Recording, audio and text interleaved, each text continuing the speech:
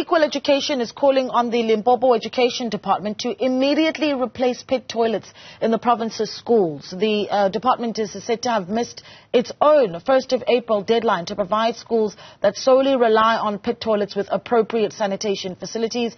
This is part of its court-ordered infrastructure delivery plan. 80 of the identified 566 schools are yet to receive proper toilets. Let's bring in Head of Organising at Equal Education, Zanele Modise, for more on this story. Zanele, good morning to you. Thank you so much for your time. I think I want to go back a little bit to when the Limpopo Department of Education had set themselves these targets and what your understanding is of where they are in meeting them. So for Equal Education's umbrella campaign has always been the uniform norms and standards for public school infrastructure. I think it's important that we start there because the department itself set deadlines to eradicate pit toilets in schools, to provide adequate and clean water supply, to make sure that schools are not overcrowded. But we've seen that they've missed the 2016, the 2020 deadline, and now through the Michael Komape court case, we are seeing that they are still missing deadlines that they've set for themselves because they are to finish the court with the reports in June and also in December. So basically just saying the progress of eradicating pit toilets in schools. And, the 566 schools that we are talking about under priority one are schools with inappropriate sanitation. And they were meant to be provided with sanitation upgrades last year, 1 April 2023. But the department actually missed the deadline and shifted it to this year, the 1st of April 2024. But we've seen that, not much has been done. So they've missed another important deadline that they've set for themselves. Yeah, it's hard to believe that it's been 10 years since the passing and the death of Michael Komape, who died in Limpopo after falling into a pit toilet. Explain to the many South Africans that are watching right now that perhaps have never been to one of these schools that are on this list in Limpopo, what they look like. Because we certainly describe pit latrines, but if you've never seen one, you don't know the sort of unsanitary conditions that children are subjected to.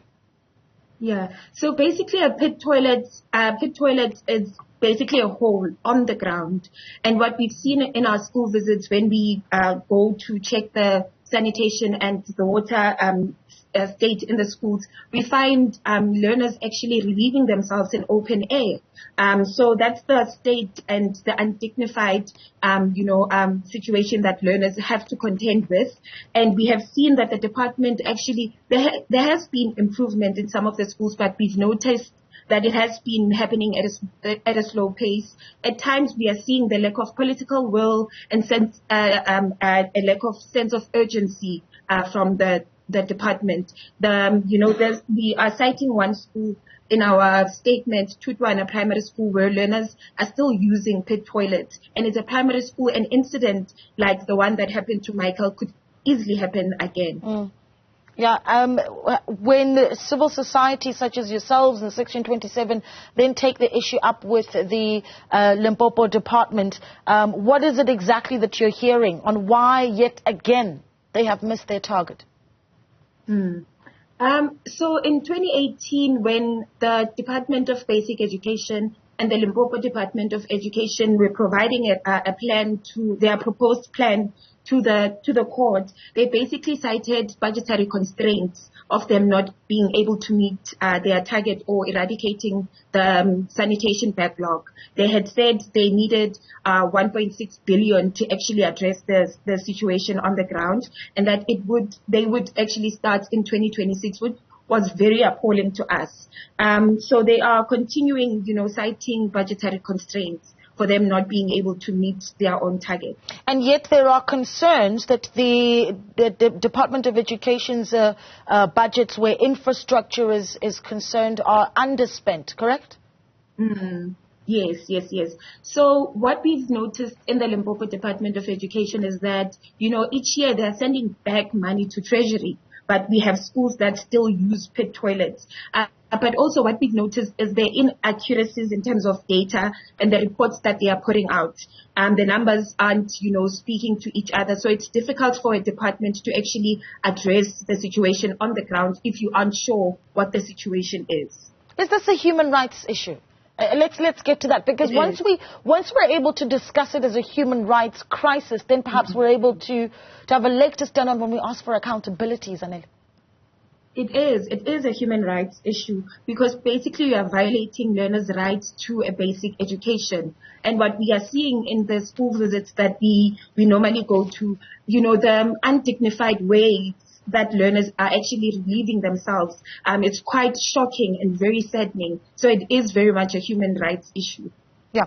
You've, as Equal Education, made a few recommendations to government on how to deal with the issue urgently. Share with us what those recommendations are.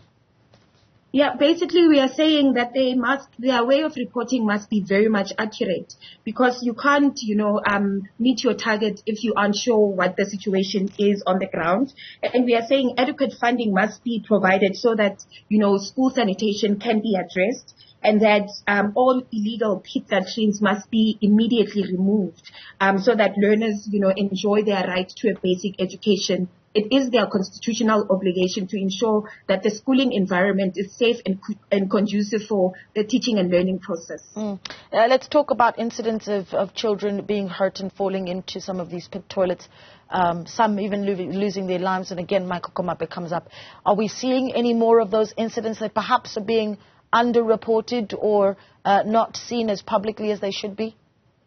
So we haven't seen or heard of instances where, learners have been hurt. What we know about is the one in the Eastern Cape of Lumkamketwa, similar to the one of Michael Komape. But as of yet, we haven't heard anything about learners being hurt. Yeah.